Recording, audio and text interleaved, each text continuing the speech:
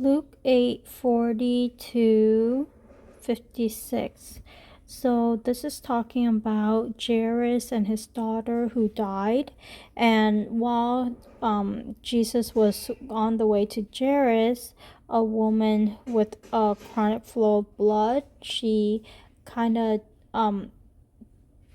touched his cloak, and then she was healed.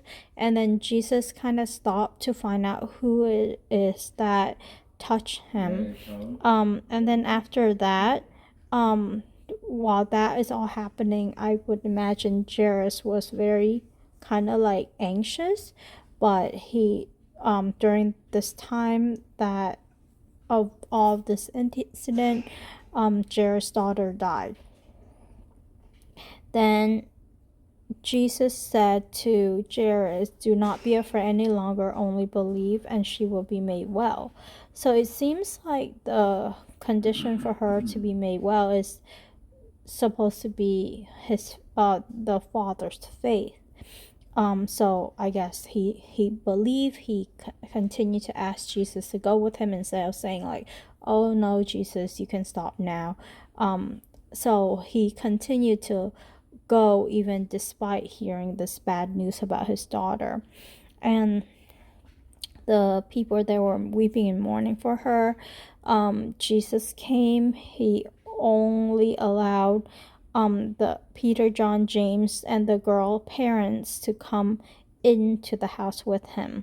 And it said, in verse 52, I've always thought that when he came, he saw this kind of mourning crowd, and then he told them, "Oh, she's only sleeping." But it seems like from this chronology from Luke that they already came into the house.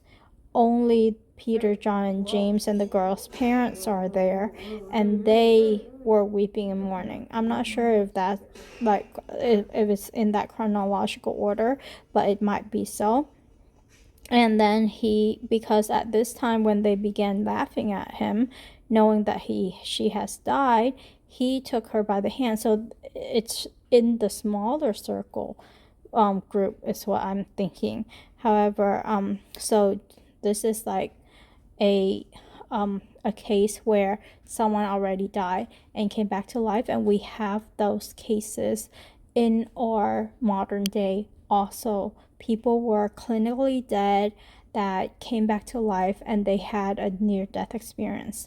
Now I wonder if this little girl also had a near-death experience and how it changed her life. But we know that in our modern day, with the modern technology and medical advances, people are experiencing this where they are clinically dead, no brain activity, no heart, and then they were resuscitated, they came back. So this happened, and Jesus ordered that she be given something to eat, and the parents were amazed. It's interesting that he instructed them to tell no one what had happened. I wonder why. I wonder what the reason was.